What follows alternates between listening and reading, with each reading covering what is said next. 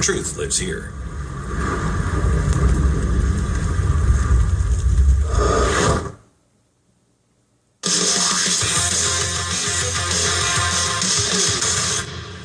Proponents of Common Core have been losing ground, with many states abolishing the Common Core state standards. Now, Oklahoma is one of those battleground states, and the fight against Common Core in Oklahoma is strong, but they still have a steep hill to climb. Joining me now is President of Restore Oklahoma Education, Jenni White. We were just talking, we're both homeschooling parents. Yes. Which a lot of people ask me, and I know they ask you this, well, then why are you so concerned about public education? Well, you know, number one, you still have to have your kids go out into the world, and I think a lot of this has to do with, I'm just concerned about nationalizing public education. I mean, what is that actually going to do to the country? So I think that's one thing, but then also, too, you also still have to get your kids into books. Right. So if there are all of the little small book companies that we use for a classical style education are going to get co-opted by the Common Core, then we're in real trouble. Well, and there's this misconception, too, that if you want to avoid Common Core, you can just run and go to a private school, or you can run to a homeschool co-op. But as you know, as I've found out, as you found out, and many other parents,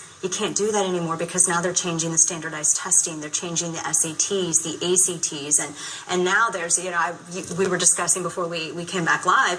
I get a lot of books to supplement my kids' education, but you have to get older models of those books because the latest editions, they're including Common Core standards. So you can't run from it. No.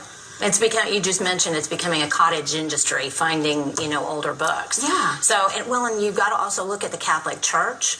A lot of people have their kids in Catholic education. Well, they've switched over to the Common Core. So it's just kind of almost like an infection that's infecting all of our lives. Exactly. The battle's here, regardless of whether or not parents think that it's actually at their doorstep. It is. It will be when your kids test to go to school. So you have been leading the fight, working with a lot of great families in Oklahoma. Yeah. You haven't won yet, but you're really close. Tell us a little bit about this battle. You said it's been 4 years. Yes. We started following this in 2010 with the Race to the Top, and we happened to look into that and find this little Common Core nugget. And when we started researching it, it seemed so pervasive and so almost destructive. And so we started really thinking about that and how we wanted to move forward. And we just kind of kept researching it, kept finding ties back, kept talking to lawmakers. So this has gone on for almost 4 years.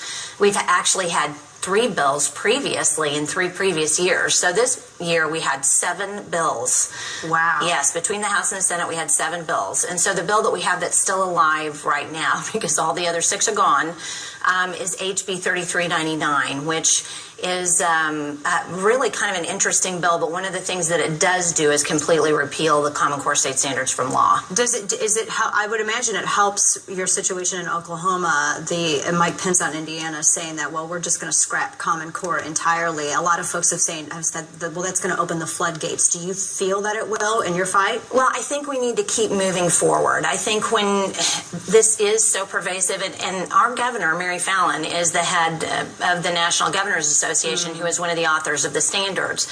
So, and not only that, she has an education and workforce initiative that she's brought to the table with her chairmanship at the NGA, which is really truly about educating kids for the workforce. And I know you as a homeschooler, I mean, we don't think about educating our kids for a job.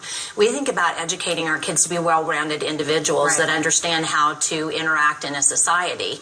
So I think that's a real concern that we ought to have, is what direction in which we're moving. And when she's the governor of the state of Oklahoma, almost need to get her out of office. Yes, I'm in agreement at this point. What is the tenor on the ground in Oklahoma? I mean, obviously you're getting a lot of support to get these bills moved as far as they've gotten. Well, and it's kind of a sad thing, too, because this year more of Common Core was actually implemented in schools than it had been before, because we've been kind of ramping up. And so now, all of the years, parents really, this hasn't knocked on their door. And now it's knocking on their door. And the math particularly, I know Glenn's covered that a number of times, the math standards really are awful. And I think parents are waking up. And we do have a very large group. We've conducted 2 rallies at the Capitol just this year. One, because we couldn't even get any bills heard in the Senate on Common Core. So yeah, so we're gaining momentum, and I really do believe that parents are very interested in getting rid of this because they see what's going on. Yeah. Last quick question for you. Sure. We've got about a minute left. Nationally, Do you think that more people are waking up to the dangers of what Common Core is? I do. I do actually believe that people are starting to understand that nationalizing anything, whether it's healthcare or education, takes parents directly out of the equation. And when we're going to remove parents from the equation so that they cannot affect the upbringing of their child and the education of their child through their school boards, there's a real problem. Right. We have too much nationalized. Jenny, thank you so much. Thank you for having me. Appreciate you joining me.